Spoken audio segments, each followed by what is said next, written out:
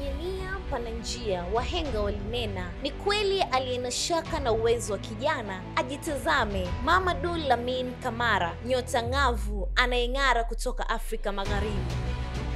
Mamadou Lamine Camara alizaliwa tarehe 1 Januari 2003 nchini Senegal, taifa lenye historia ya kina ya soka na vipaji vya hali ya juu tangu akiwa mdogo. Camara alikuwa na ndoto kubwa, si tu kucheza mpira bali kuandika historia. Alikuwa mwepesi, mwenye kasi na akili ya kipekee ya mchezo. Kwa kila mpira aliyoupiga mitaani, alikuwa akitengeneza njia ya kuelekea kwenye majukwaa ya dunia. Methali ya Kiswahili husema, chema chajiuza, kibaya chajitembeza. Haikuchukua muda mrefu kwa macho ya makocha kumtambua. Camara alianza kung'ara katika timu ya vijana ya Dakar, ambapo alifunzwa nidhamu, mbinu na ushujaa wa mchezo.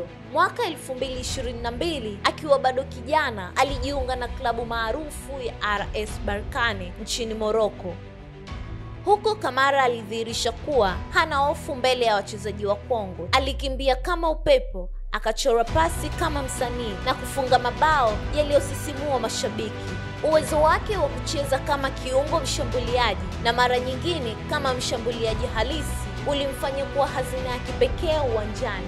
Hakika usipoziba ufa utajenga ukuta. Camara hakuruhusu mapungufu kumrudisha nyuma. Alijituma mazoezini na kujifunza kwa bidii. Bidii hiyo ilizaa matunda pale alipoitwa kuiwakilisha timu ya taifa ya vijana ya Senegal na baadaye timu ya wakubwa.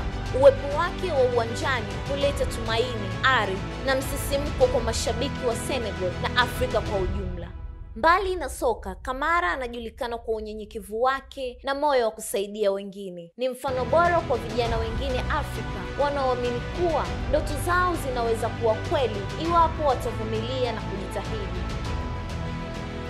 Leo hii Mamadou Lamine Camara si tu jina, bali ni alama ya matumaini. Ni ushahidi hai kwamba kijana wa Kiafrika anaweza kuinuka kutoka mitaa ya kawaida na kung'ara katika medani ya kimataifa. Na kama wahenga wasemavyo, fahari wawili hawakai zizi moja. Camara ameonyesha kuwa yuko tayari kupambana, kutawala na kuacha alama yake katika ulimwengu wa soka. Na leo jicho la The Reminder limefumbia huko nchini Senegal. Makala hii imeandaliwa na Hamisi Suleiman na kusomwa nami Rose Paul wa FGA TV.